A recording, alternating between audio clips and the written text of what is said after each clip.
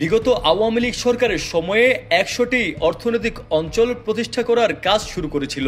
অন্তর্বর্তী সরকার এসে ১০টিতে শেষ করতে মনোনিবেশ করেছিল, এবার ১০টিকে বাতিল করল।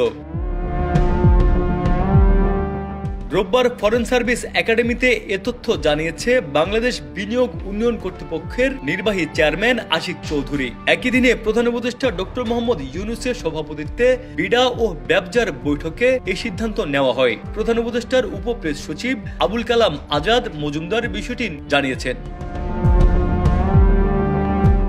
বাতিল হওয়া সরকারি অর্থনৈতিক অঞ্চলগুলো হলো Sonadia eco tourism park Cox's Bazar, Sundarban tourism park Bagerhat, Gazaria অর্থনৈতিক অঞ্চল মুন্সিগঞ্জ, শ্রীপুর অর্থনৈতিক অঞ্চল গাজীপুর, ময়মনসিংহ অর্থনৈতিক অঞ্চল ময়মনসিংহ।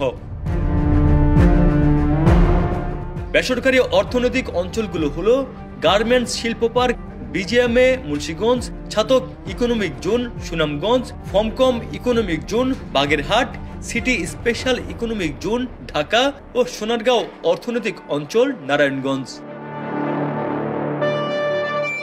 বিগত আওয়ামী লীগ সরকার দেশের ১০০টি অর্থনৈতিক অঞ্চল স্থাপনের উদ্যোগ নেয়, তবে এক দশকের বেশি সময়ে কয়েকটি বেসরকারি অঞ্চল ছাড়া সফল কোনো অর্থনৈতিক অঞ্চল প্রতিষ্ঠা করা হয়নি। এমন বাস্তবতায় অন্তর্বর্তী সরকার এসে অর্থনৈতিক অঞ্চলের পরিকল্পনা পুনর্মূল্যায়ন শুরু করে। এর ধারাবাহিকতায় গত জানুয়ারি মাসে বিডার পক্ষ থেকে জানানো হয় ১০০টি অর্থনৈতিক অঞ্চলের বদলে আপাতত ৫টি অর্থনৈতিক অঞ্চল প্রতিষ্ঠার স্বল্পমেয়াদী ও সময় নির্দিষ্ট পরিকল্পনা হাতে নেওয়া হয়েছে।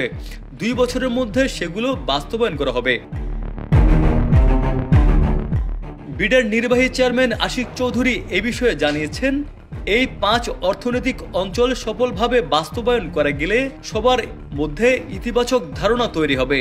তাতে ২ বছরের মধ্যে ৫টি অর্থনৈতিক অঞ্চলের ১৩৩টি শিল্প কারখানা নির্মাণ, ৫৫০ কোটি মার্কিন ডলার বিনিয়োগ এবং প্রায় ২,৩৮,০০০ লোকের কর্মসংস্থান হবে বলে আশা করা হচ্ছে।